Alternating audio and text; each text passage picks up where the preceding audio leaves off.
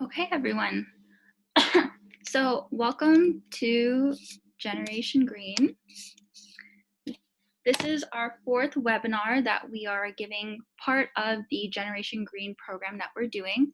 So for this webinar's topic, it's brainstorming, planning, and executing your community initiative. And we will be having a guest speaker, Henry Greenberg, who is from SOAR Entrepreneurship. And he will be actually talking about design thinking, and he'll be helping you with that.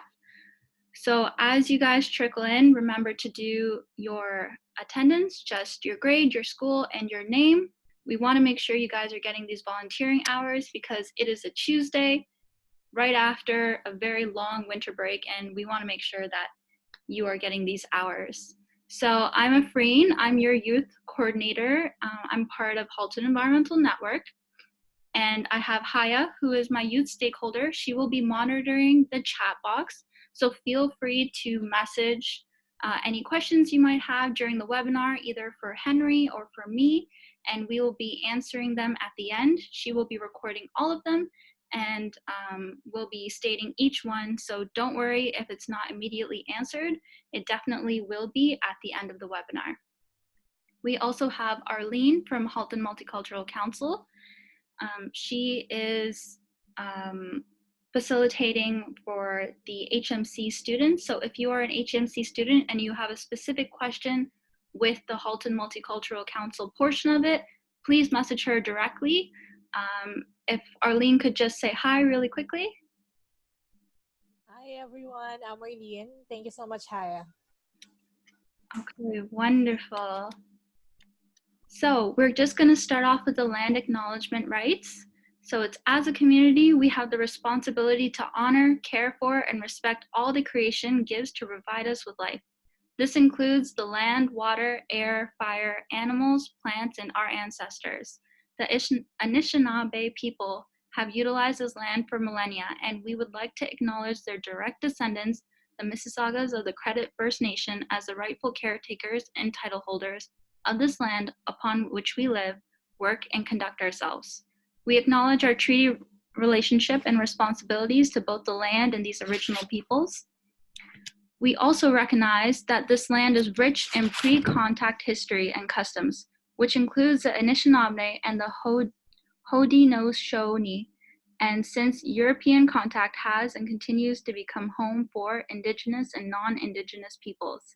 It is in the spirit and intent of the Dish with One Spoon Wampum Agreement, whereby we will collectively care for and respect the land, water, animals, and each other in the interests of peace and friendship, and for the benefit of not only ourselves, but to our future descendants. So, this is just our winter webinar series schedule. So far, we've gone through 3 webinars. This is our 4th one. And we have about 5 more upcoming. They are bi-weekly. They aren't mandatory for you students, except for the HMC students. We would like you to participate in all of the webinars. But no worries if you can't attend, because we do post them on our Halton Climate Collective website, both the recording, the PowerPoint slides, and all the resources that you need to actually complete your community project. So today we have Henry Greenberg, who is from SOAR Entrepreneurship. He will be basically doing a talk about brainstorming, planning, and executing for your community initiatives. So Henry, if you would like to do a quick introduction of yourself and start your screen share, we are very delighted to have you.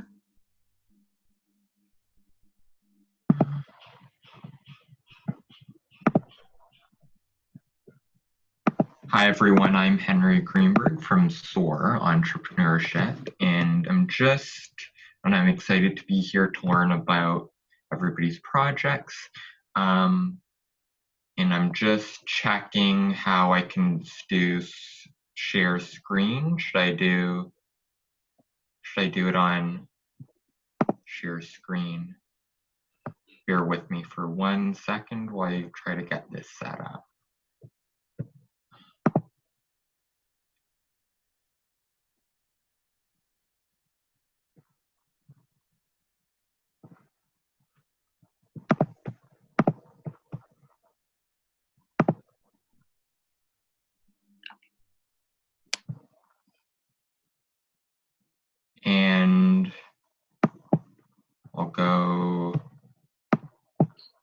Can I just have someone say if they can see my slides?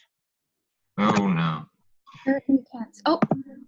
Yeah, we can see. Can you see right here? Yep. I go into present. He said do not turn it off. He said anyone that can hear. Stop. Go to settings. So just a friendly reminder to keep yourself on mute because it does have feedback on our end. So for all my please mute yourself. Have a question? Sorry. I'm trying to get the sharing on. I'm just bearing through a few technical difficulties, so are my slides up now? No worries. I had the same issue the first time I did a webinar. Okay, it's just about loaded now, and fingers crossed this works. Can everybody see now? Yes. Yes, so the screen should have brainstorming, planning, and executing, design thinking, introduction, so everybody can see my slides now. Can I just get one person to confirm that? Yeah, we can see it. Yes. Okay, great. Yes, perfect. Okay, great.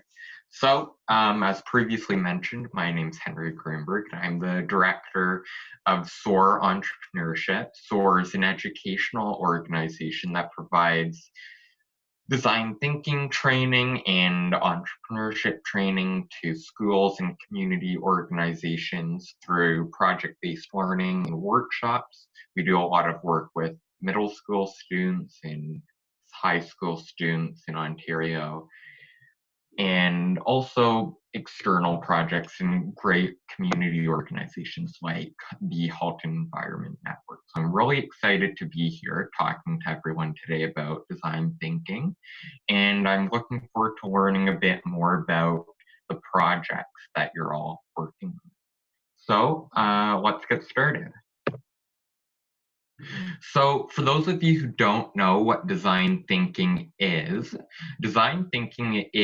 a process that organizations and community leaders and thought leaders and creatives use to develop better ideas and to execute plans in a more systematic approach, a more iterative approach, and a human-centric approach. So it's taking your project and looking at it as focusing on a specific user at hand. So instead of when you're doing your community projects, what that you're all doing, I'm not sure what everybody's project is, but in the context of the design thinking, we're looking at the project and focusing on how it can be more effective, geared towards a specific user. And that's what I'm going to focus on later through the webinar. So design thinking is defined by 5 rough stages. So the empathize stage, the define stage, the ideate stage, the experiment stage, and the implement stage.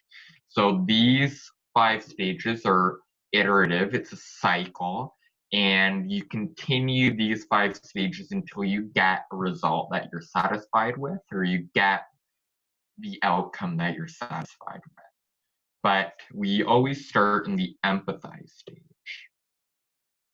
So what is design thinking? Just for learners who prefer text rather than image, it's just an iterative process used for creative problem solving. So for complex challenges.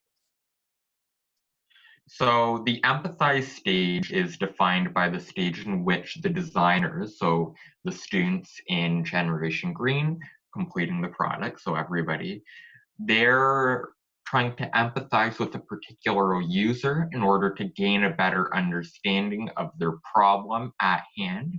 So climate change, carbon emissions, the environment, the problem at hand, and they're empathizing trying to gain insight into that problem, trying to step into the shoes of people directly affected by it to allow them to create more innovative ideas, more innovative solutions. So the empathizing stage always starts off with the development of a root question. So the root question will help guide you through the design thinking cycle. And to do that, you start with the formula, how might the user, so who you're designing for, accomplish a specific goal or accomplish a solution to a specific problem. So the how might template of creating questions is something that I strongly encourage everybody to use when they're going about designing their community initiatives. And this will help you really narrow down your project, gain a more concise and a more clear idea of who you're designing your solution or your community initiative for. And then this question will help you answer following questions that come along after the design cycle. So the example that I gave is, how might high school students, so the user being high school students, reduce their carbon footprints with limited resources? So just tying into the overall theme of Generation Green and what the challenge is, this is what I determined would be a suitable example.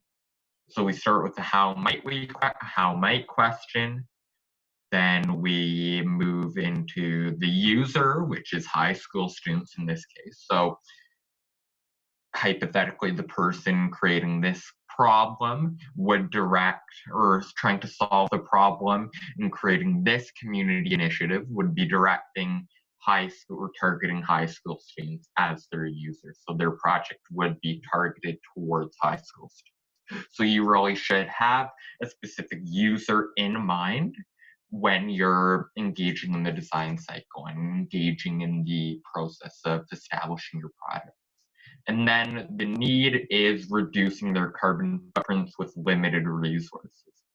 So as you can tell, the question's a bit vague and a bit broad, but this helps you narrow down on what the problem that you're trying to solve is, which is reduction of the carbon footprint with limited resources, and who your user is, so high school students. Okay, so moving on to the next stage, and just I want to emphasize before we move on to the next stage, if anybody has a question or would like me to clarify something that I said, feel free to just, I guess, just start talking. If you unmute and say your question, and feel free to interrupt me if you have any questions going through. Okay. So the empathize stage. So designers understand the problem they're addressing from the perspective of the user, and this can take place in the form of interviews, research, observation, exploration, and analysis of the experiences of the user. So as mentioned, high school students, designers would need to understand how climate change, how the environment, how carbon emissions affect high school students directly, as they're the user that they're designing their initiative for. And this could be done through a variety of methods, such as research, interviews, observation, exploration, and analysis of the user experience. So I highly encourage everybody to focus on a specific user and then try to empathize with them how they perceive the problem to exist. So we all have assumptions on problems and basically everything in the world that we live in. But in order to create something designed for someone or create something meaningful or important, we need to understand the problem through the perspective of another person. And the only way to do that is to question them, be with them. So we can't really assume how a problem is being perceived by somebody without having direct communication and dialogue with that person.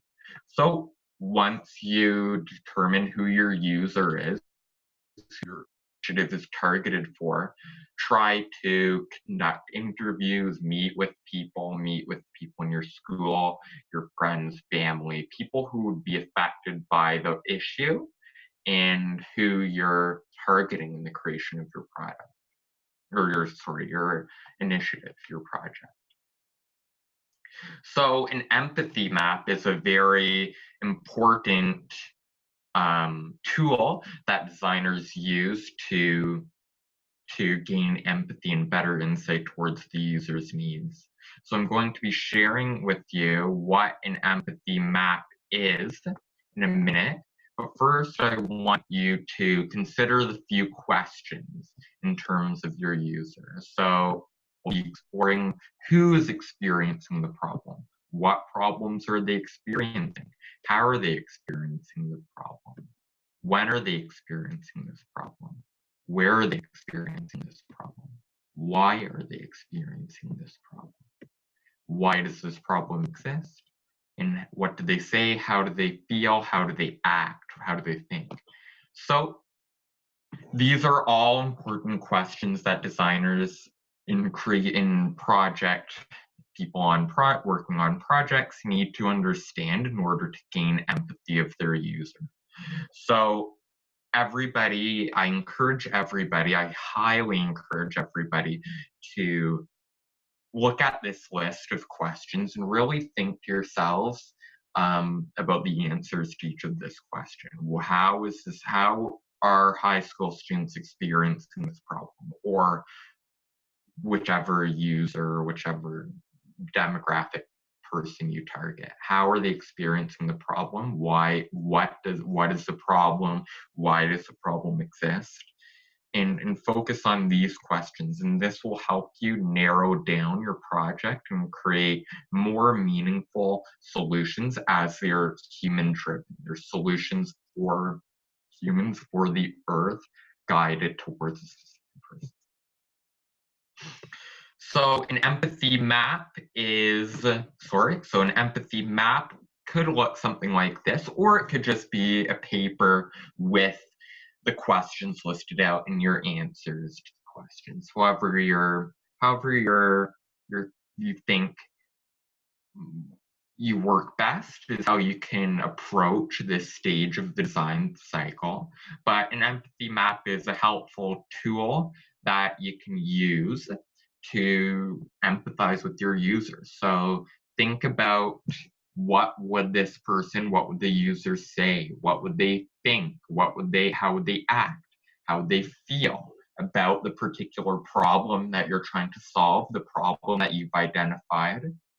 And think about their responses to the problem, how they perceive it, and consider the root question. So this, again, as I mentioned, is a great tool that would help people, or I hope would help people, narrow in on their project, narrow in on their user, and use it as a tool to create more meaningful work.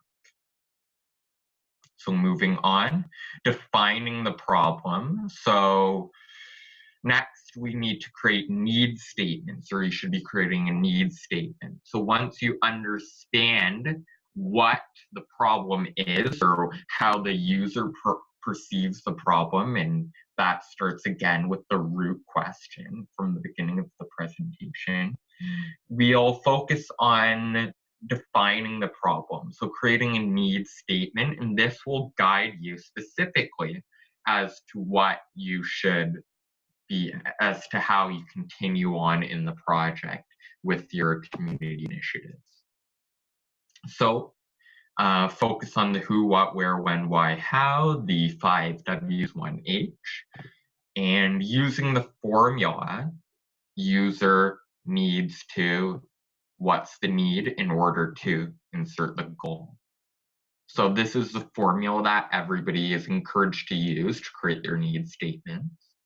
And then the example that I've provided below is high school students need access to affordable and reliable methods of transportation in order to reduce their carbon footprint. Just as an example, obviously this would be, your need statement would be different from project to project depending on what you're focusing on specifically. But this technique, this method, really helps people narrow in on their problem and using it as a guide to know exactly or specifically what they should do for the remainder of the design cycle. Pausing. Anybody have any questions before we move on? Again, just unmute and say anything. If not, I'll continue. So next up is ideation. So ideation is the stage of the design cycle when designers use different methods to develop innovative ideas. So similar to brainstorming, but we're using some more unconventional and reverse thinking tools to challenge our thinking and develop more creative, more innovative ideas. So today we'll be trying the following methods. So the worst possible idea method and challenging assumptions. So these are two highly widely used ideation methods that are used worldwide in lots of organizations that practice design thinking, Google, Amazon, all the big. So the worst possible idea method is you take your root question in your need statement that you'd created earlier in the design cycle and list all the illogical, problematic, inconvenient, useless solutions to the problem. So all the bad ways you can solve the problem, all the worst ways you can solve your problem. So how can we reduce carbon emissions? Telling people to not recycle would be, or not practice recycling would be a bad idea or a bad way to help the environment. And so brain dumping all your ideas on chart paper or a piece of paper or whatever, or online, however you may want to tackle this method, and list the attributes of what makes these ideas the worst. And then consider how you can flip these bad ideas into positive ideas. So if we wanted to tell people to not recycle, flip it, telling people to recycle is a way to solve your problem. So this gets people to challenge their thinking and develop better ideas, more creative ideas. And sometimes there's an element of a bad idea in every good idea. So next method is challenging assumptions. And it's a similar method. So it helps us challenge our assumptions about the problem in order to consider the problem from a variety of perspectives. So everybody, climate change, CO2 emissions, whatever the problem may be, we all have assumptions on that problem and preconceived assumptions about the problem from biases, from where we grew up. And we all perceive problems differently. So to challenge we need to challenge our assumptions about the problem in order to gain a variety of perspectives and be exposed to possibly very innovative, very creative ideas that you could use for your project. So to do this, list all the assumptions you have about the problem. So listing all the assumptions you have about the problem. Challenging the assumptions and ask, how can this not be true? So it's how can this statement, how can this assumption not be true? And then think how you can make the challenge, the assumption, a reality. So how can this not be true? And then your answer to that question could be an idea about the problem from another perspective. Okay. So these are two great ideation methods that lots of very successful people use in creating products and designing buildings and plans and urban planning, schools. It's used all over the world, design thinking. And these are just two of the really amazing ways that people can ideate. So, of course, those may not work for everybody, but there are other ideation methods that you can use that may be better suited to your learning style, your work style. So brainstorming, mind mapping, creating a mind map, so on paper with branches to with your problem in the center and branching out into other areas, sketching, creating sketches of your ideas if you're creating a product, or sketching how your initiative may look, similar to storyboarding. So like a comic book illustrator or a movie maker creating a storyboard and drawing out, visualizing how you'd be able to solve the problem with your project, with your community initiative. Role playing. So if you're with somebody, if you're with a partner or with a friend at home, try role playing the situation. So that could be to gain a better understanding of the problem. Try acting out what the problem is, and that may help you spark new ideas or ideate more. Daydreaming, thinking of, that's basically visualizing, wishing, I wish this to be true, thinking about your wishes about the problem and thinking how you can turn those into reality for your projects. Analogies, taking one thing, comparing it to another, that may help you gain perspective towards the problem. Forced relationships, so pairing two things that seemingly don't go well together and seeing how two opposite things, two opposite ideas may work together to create one new idea. And brain dumping is just getting all your ideas and throwing them to the wall and seeing what sticks, figuratively, or writing everything in your mind down and just trying to get as many ideas as possible out onto the page, out onto your board, out of your brain, just to see what ideas may work to solve your problem. Okay. So those are some great ideation methods.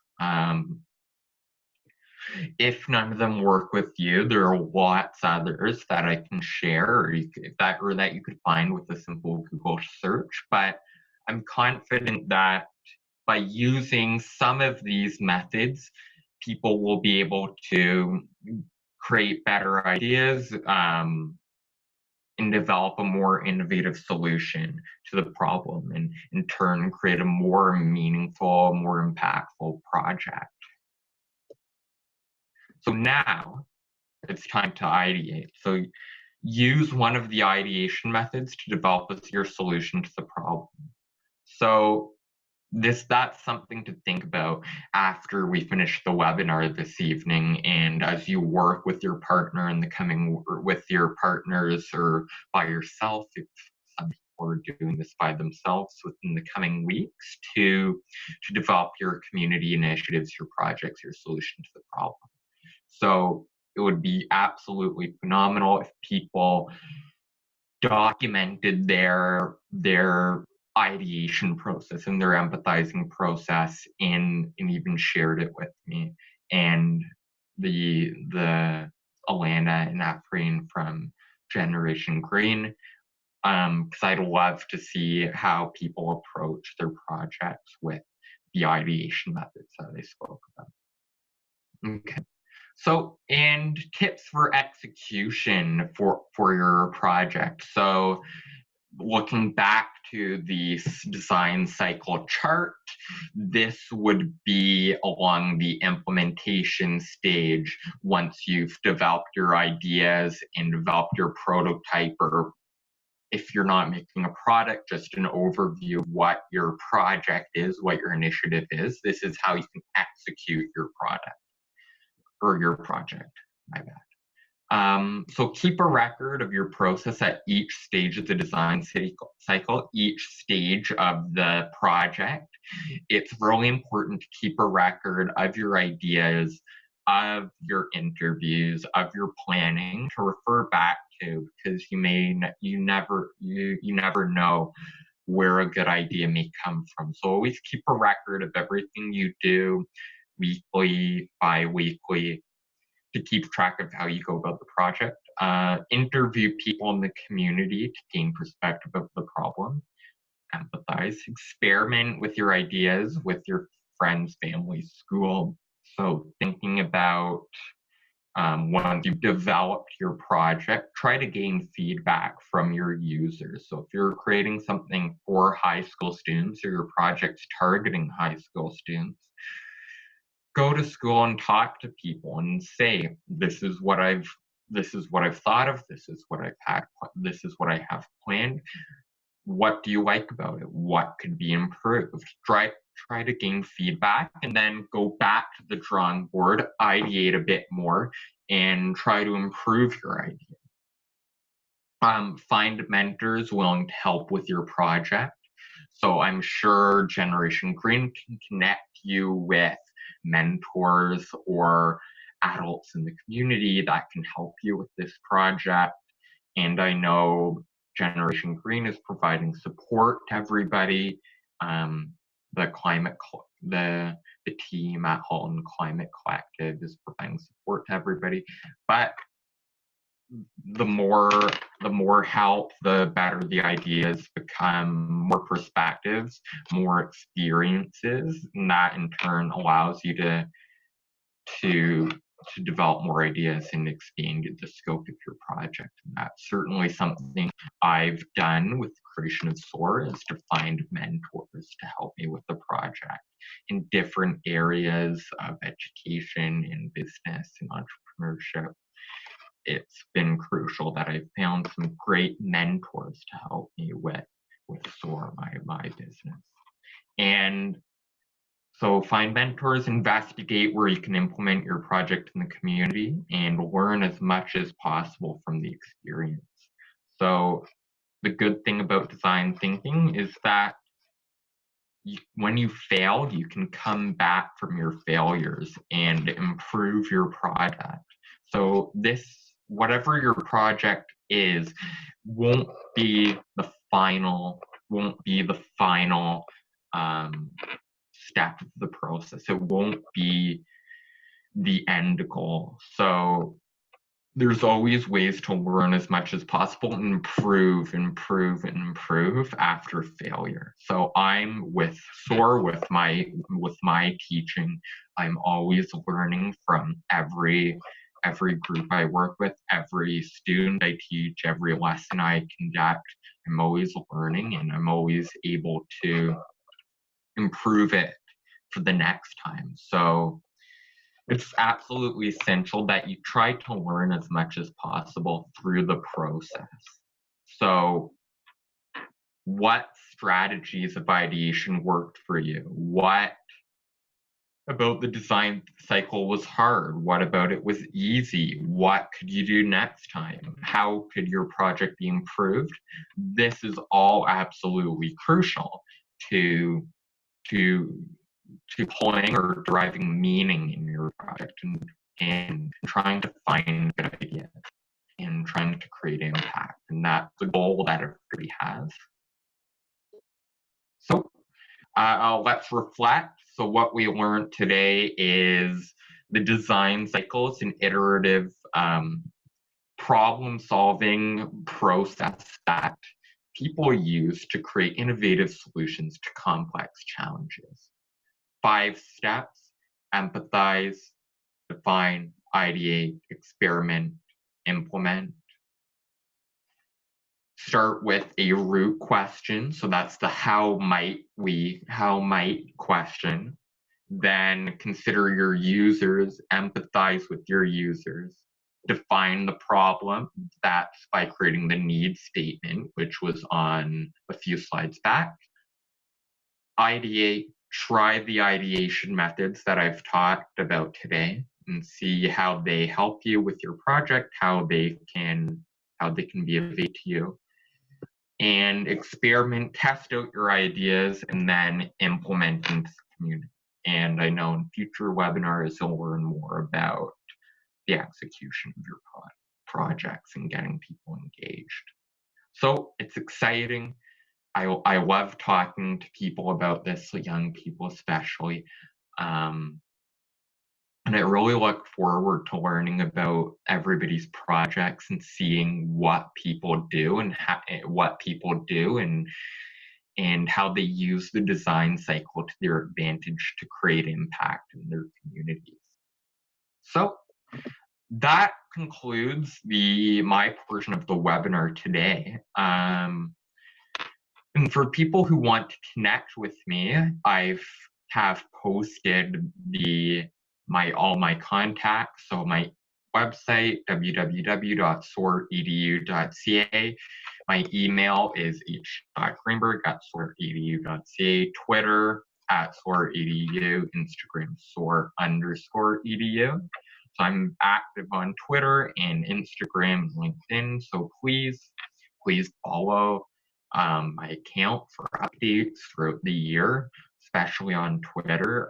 Please check out my website and always feel free to email me at any time with any questions you have. And I'm more than happy to answer any questions that people have for me about my work. And I love hearing from students when they take the time to email, because it shows me that people are excited and engaged about the work that they're doing. So I really hope that everyone's learned something today and I've been able to share something that can be of value as you continue with this exciting journey of creating your project. And yeah, so I'm really excited. I'm really proud of everybody who's come out and taken the initiative to embark on this project. And so once again, that's my contact. I'll leave it up, and my slides will be posted onto the Generation Green website, as well as my website. I'll put them up there as well for people to check out. Okay, and so thank you very much for listening. I'll turn the share off and give it back to the presenters. Hey, thank you so much, Henry. That was wonderful. And one of my most favorite methods you talked about was a brain dump, which I use constantly. To my students who are listening right now, I highly recommend that option. It really gets down all of your ideas, and Henry really had some wonderful, helpful ways to kind of kickstart your greenhouse gas reductive projects. So thank you so much, Henry, for joining us. Oh, you're welcome. You're welcome. Yeah. If any students have any questions, feel free to ask now. I don't know, Henry, are you staying till the end of the webinar in case students might? Yeah, I can stay if people have questions. Yeah, and then if you want to just put up my email, I can put up my email, and anybody can email me at any time, as mentioned. Yeah, and I'm more than happy to answer any questions people may have. Wonderful. Okay, so to anyone who has questions for Henry, please let me know in the chat box. Just say it's addressed to Henry, and then we will stop the webinar and have him answer it, or we will be doing it at the end depending on how many questions. So, great, thanks. His email, Twitter, Instagram, and his website. So I did check it out before this webinar. It has a lot of good information, and Henry's very, very kind, and I'm sure he'll be glad to help anyone who has questions. So thank you so much, Henry. Yeah, no problem. Thanks for having me. Okay, so I'll just mute and let you get on. And again, anybody that has questions, feel free to answer or So ask. we have a question from Sarah. She says the project will be settled with our spirit and not with each other. Sorry, I'm not sure what it means. I'm not exactly sure. Sarah, would you like to unmute yourself and ask the question again? Yeah, for sure. And Sarah, first I was asked like the project, should we do it with a partner or each of us will do it alone? So should you do it with a partner? I think, Afreen, that may be a question for you. Yeah, definitely. So completely up to you if you want a partner, whether it's another student or your family or your community. It's entirely in your hands on how you want to execute your project. We do encourage you to have other people involved because it's more fun that way because you have more people getting excited about it and you're getting a higher impact from it. But we're not kind of restricting you and how you want to execute your project. So definitely you can have a partner or you can't. It's entirely up to you. Okay?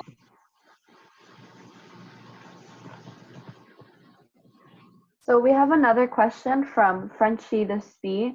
It's a question for Henry, and he says, what is the best way to get all our information together, in your opinion, and how do you use it? Great, thanks. Thank you for whoever asked that question, Frenchie the Spee.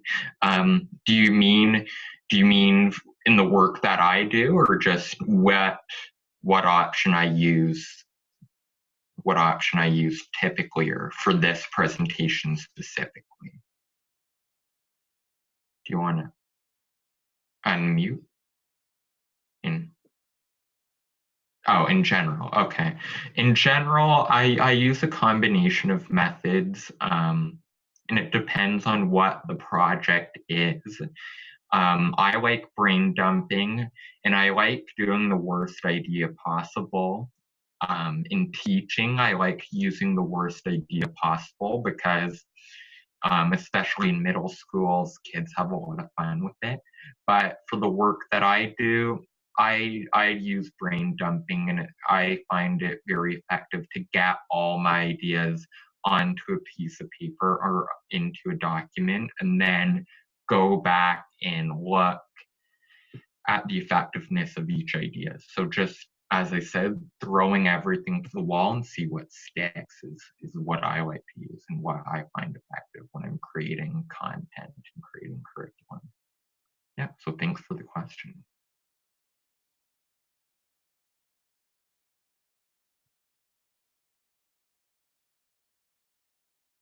Okay, wonderful. Does anyone else have questions for Henry? Those are really wonderful questions. Yeah, thanks. No, if you do, feel free to message the chat box and we will ask him at the end, okay? So, oh, it went right to email when I clicked on that, okay. So, for your project, you have until the end of March to do it. So we just wanted to go over next steps for you. So a big one that you need to start off is to think of some major sources of greenhouse gas emissions in your community and try to think of some ways to reduce them, and then choose something that actually interests you on how to reduce it, whether it's through doing a fundraiser or something to do with your club, like how they're carpooling together. It could be with your family through meat reductions. Those were some ideas that were being thrown around in the first few webinars. So it's entirely up to you of what you would like to do, as long as it is measurable and you're able to apply the equations that were taught during the Generation Green Unconference. And like I mentioned before, we will have a specific webinar that will go over the mathematical components of it. So don't be concerned with that. But if you are struggling to figure out how to actually measure your activity, no worries, just message Alana or I, and we will help you along with it. So the sky is really the limit with this project. I mean, I don't advise doing a spaceship or anything, but you know what I mean. You can do anything you'd like that you are interested in, and something that will help better the community that you're choosing to implement it in. So once you have all of these ideas, we are urging you to do a submission by January 12th. This is due at midnight. It's a Sunday, I believe. And it's really quick and easy. And the only reason we're having you guys do this is so that we kind of know where you're trying to go with this project, and if there are any hiccups that we can kind of help you along with. If we can see it and kind of get another set of eyes on it, then we can better help you and identify any issues that you might have and kind of make it easier on yourself to progress forward until March. So I'm just going to quickly show you the form. Oh, if I can just find my mouse.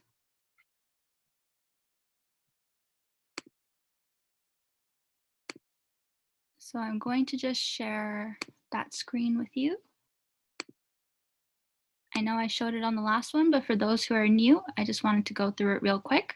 So we just need your name, your email, your school, your grade, and we only need 1 to 2 sentences. So for every question, the what, who, when, where, why, and how, there's 2 how questions at the bottom, yes. And we only need 1 to 2 sentences. So it's really quick, really easy. And if you don't know what to answer for the question, that's okay. We will be reading every single form that's submitted. And if there are gaps in your answers, no worries, we're gonna help you through it. So this is due on Sunday at midnight. Please submit it. It is mandatory. We wanna know how you're progressing forward. If you're struggling and you're a bit scared and you still don't know what your initiative is, that's also okay. Just do your best to complete it, and we're going to help you through it in the end. So just going over the questions, what do you propose to do for your community initiative? Who do you propose will be the main target? So that could be a school club, your church, your family. When do you propose to carry it out? For some people's initiatives, it could be after March, like with the planting trees one. Obviously, you can't plant trees during the winter seasons, so you would say it's projected to be April, spring, May type of thing. Or if it's something at home, then you can say I'm doing it from the end of January till the end of February with my family. So when do you propose? Where do you propose? Like I said, at home, in your community, at school. Why did you choose this initiative? It could just be that it's something that interests you. It's really any reason why you chose it, whether it's, you know, you talked to a teacher and they said, hey, this is a good idea, or you went out into your community and saw that there was something lacking in greenhouse gas emissions, and you thought, well, hey, there's something I can do to actually target this.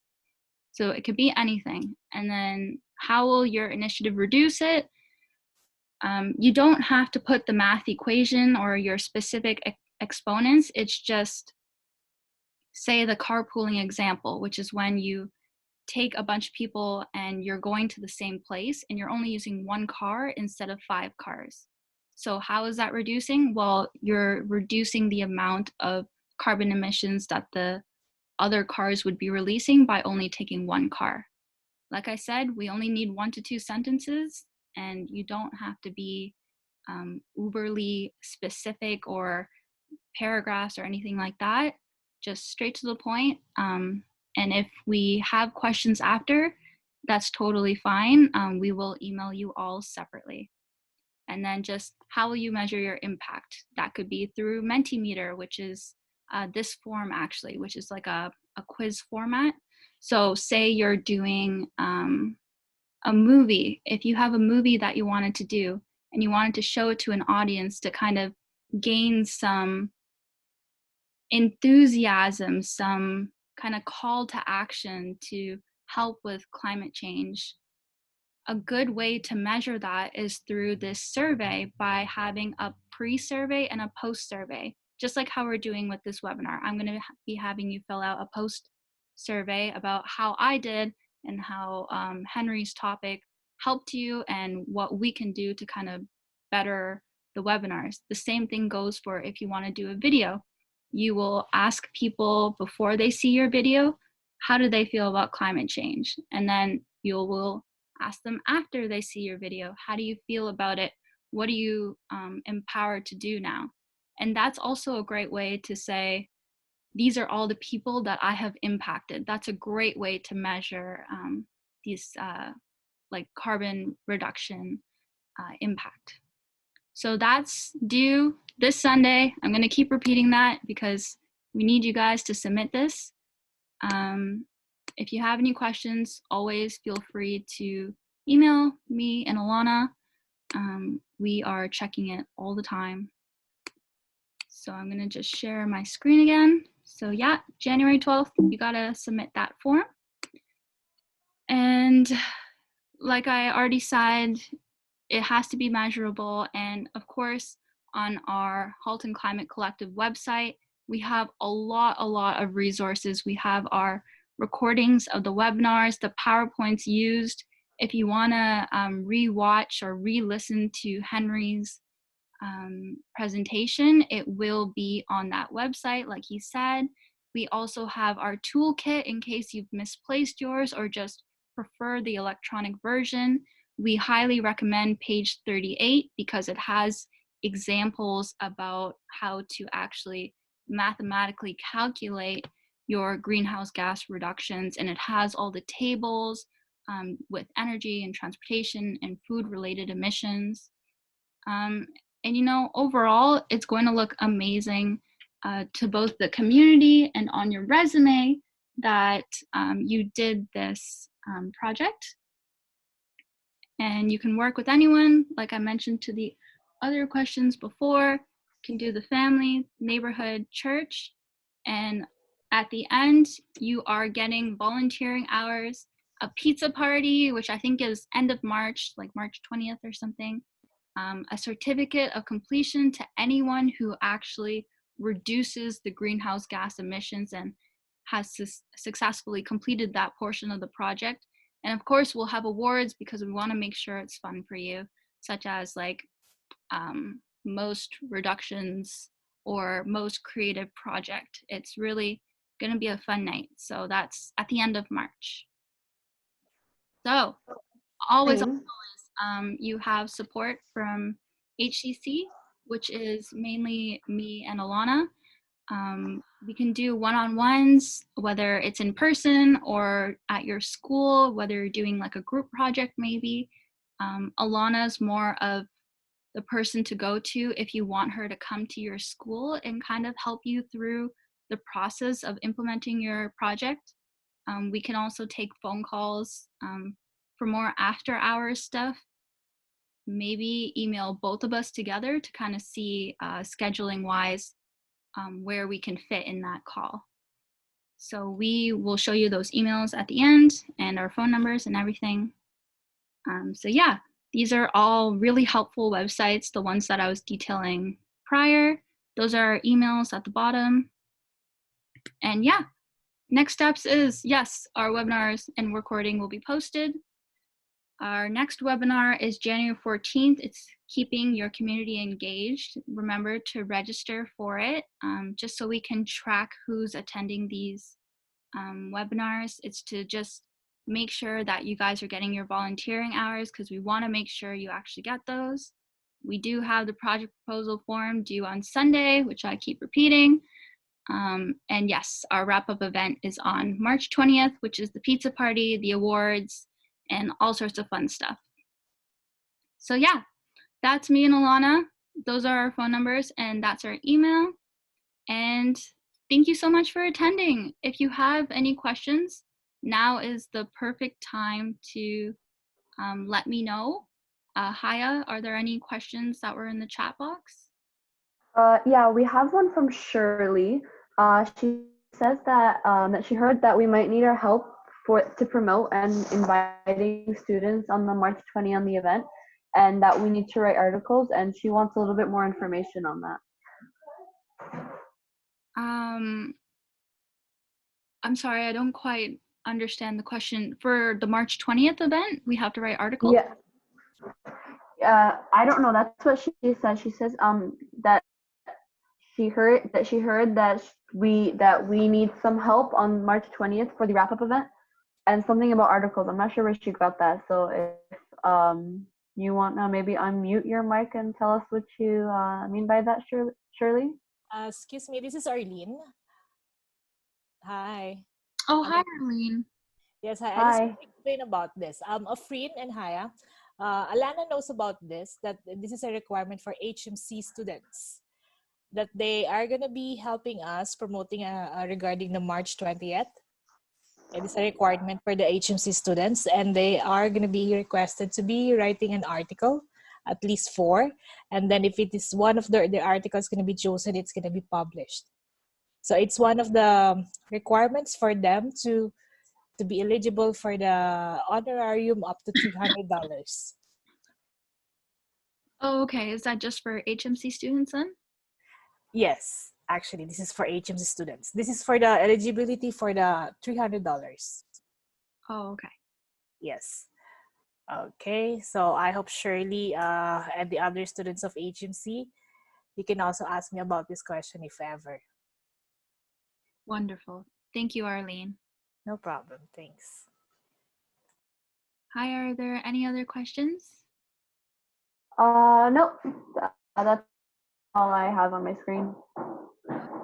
Thank you so much. I will be staying on for the next, where can I find the form? So the form will be posted on the website.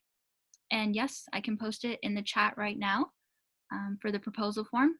So I will do that right now.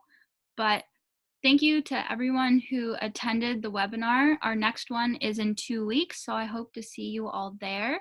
Again, like I said, feel free to email us if you have any questions or you're struggling a bit. It's really no concern. We are here to help you. And we are so excited to see what projects you do. So yeah, have a good night and thank you so much, guys. I will be on here answering any leftover questions that people might have.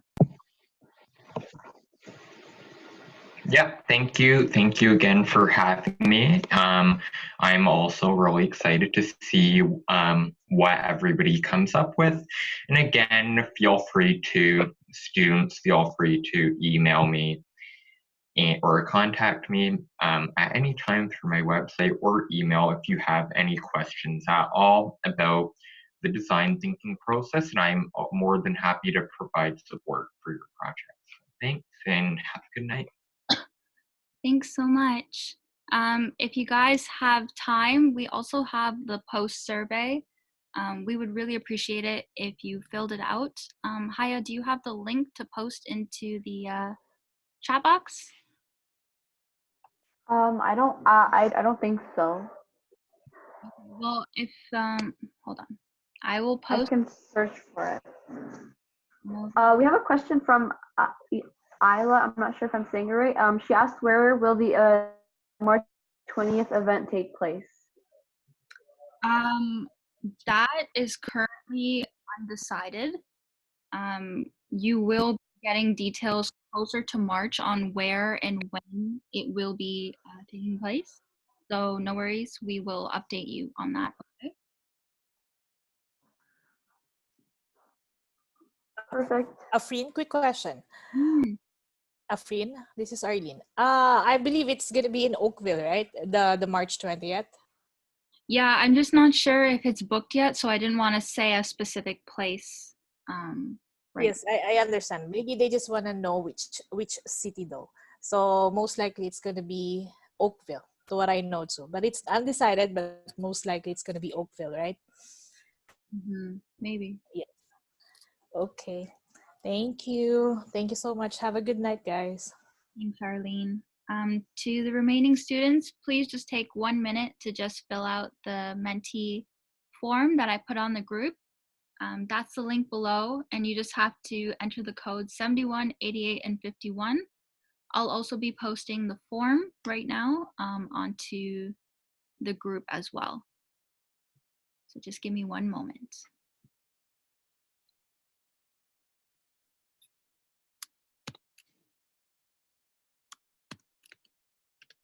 Okay. Sorry, I kind of split up there, but yeah, so the 2 links are posted there. So please fill out that survey for us. And that second link there is your proposal form that will be required to submit on the 12th.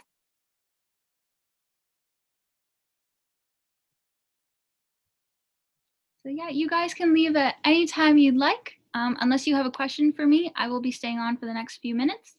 But yeah, please fill out that post survey for me. It's totally beneficial that I know how I'm doing and what I need to do better for the next ones. So thanks, guys. Have a good night, okay?